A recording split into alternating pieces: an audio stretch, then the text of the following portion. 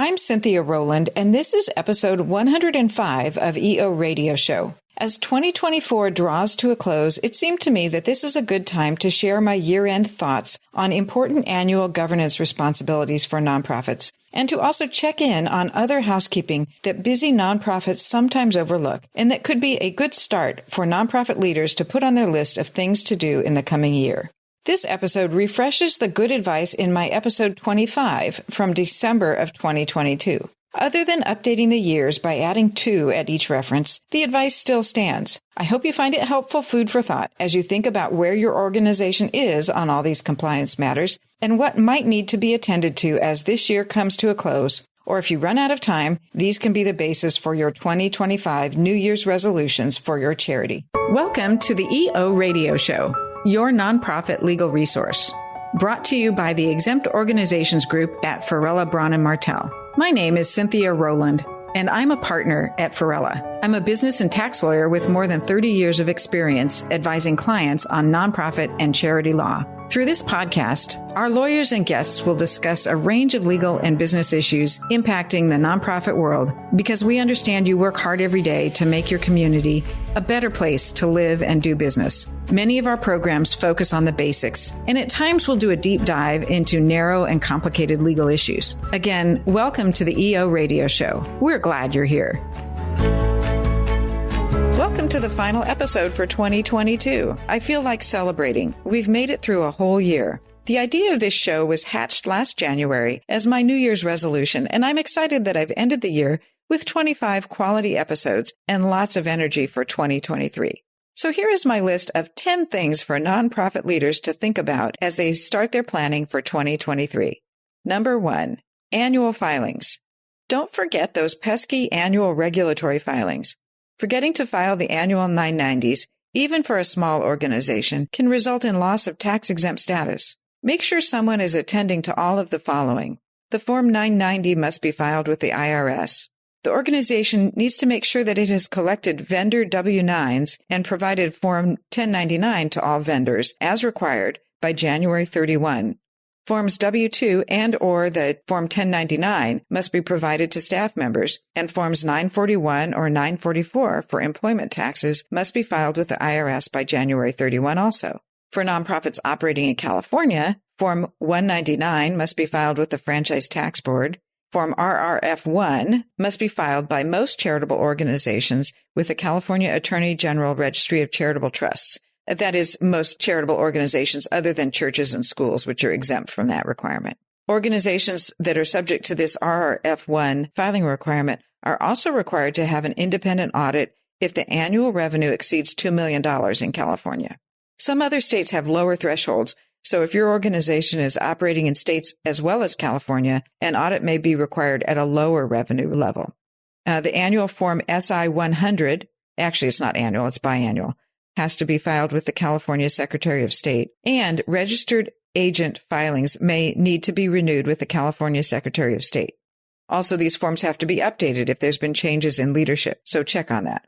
And of course, if your nonprofit is registered in other states, be sure to check the filing requirements on all the states where the organization is registered to avoid late filing penalties. So to recap on these annual filings, if you think there's been a misstep and something hasn't been filed, it's always easier to try to correct it sooner rather than later. Similarly, number 2 on my list, annual board meetings. Check your bylaws for specific requirements for annual meetings. Some bylaws are very specific and require monthly or quarterly board meetings. If the organization hasn't held a formal meeting in 2022, get it scheduled soon, or prepare a unanimous written consent for the board of directors to approve before the end of the year. Have your board members been reappointed or reelected as required by the bylaws? If governance formalities haven't been followed, often it's easier and cheaper to correct these oversights before a real problem arises. So check on that annual meeting and check the minute book to make sure everything's in order. Number 3, bylaws.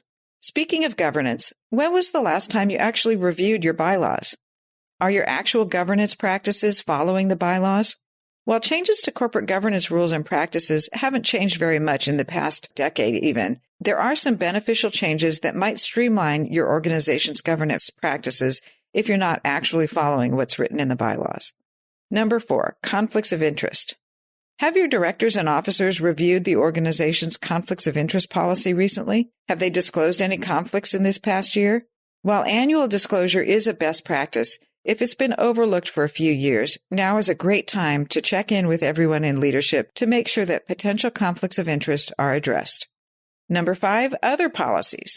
Nonprofits that file IRS Form 990 are required to annually represent whether they have a whistleblower and document retention policy. While there are no penalties for not having them, at least there are no Internal Revenue Code penalties, they do reflect best practices. If you don't have these policies, consider getting them in place in the coming year. Item number 6, employees. When was the last time the employee handbook was updated? There have been many important changes to employment laws in the past few years, and even in the past year, and I think there are some coming up in January. In fact, there is a January episode of EO Radio Show scheduled where we'll talk about important changes in employment laws and best practices for keeping up to date. Number 7, other states. Think about it. Do you operate programs in other states or even other countries? Does your organization fundraise nationally, including through your website? You might want to check with the relevant regulatory agencies in the states where you operate or fundraise and consider whether your organization should register or apply for tax-exempt status in states in addition to the state where you're already registered. Number 8, how's your website looking? Is your website content out of date? This is a good time of year to make sure your website has relevant and accurate content for the start of the new year. Make sure contact information and lists of officers and directors are accurate. Speaking of websites, item number 9 is privacy policies. Privacy policies also need regular attention, and changes to applicable state and federal laws should be incorporated into the website privacy policy page, along with appropriate terms of use. We do have an episode planned for early 2023 with my partner Nate Garhart, who will talk about best practices and changes that take effect in 2023 for privacy policy and terms of use. Speaking of which, that brings me to item number 10, cybersecurity. Cybersecurity measures are a hot topic and are increasingly important. If that's an item you've been thinking about but just haven't yet addressed organization-wide, make that a New Year's resolution. Episode 12 of EO Radio Show talks about cybersecurity risk management. So if you want more to think about on that topic, tune in to episode 12 for an interview with Tim Parisi, an expert on tools and best practices for protecting a nonprofit organization from cybersecurity threats.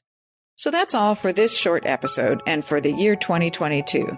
I'm really pleased to have launched this podcast this year, and I hope it's been useful to you. I'll continue the cadence of an episode every Monday, except for Mondays that are holidays. So the next episode should be available on or around January 9th of 2023. Wrapping up for this year, I'm Cynthia Rowland, and you've been listening to EO Radio Show, your nonprofit legal resource, brought to you by the Exempt Organizations Group at Varela, Braun & Martell. If you have suggestions for topics you would like for us to discuss, please email us at eoradioshow@fbm.com. That's eoradioshow@fbm.com. Thank you for joining us. Until next time, make a difference.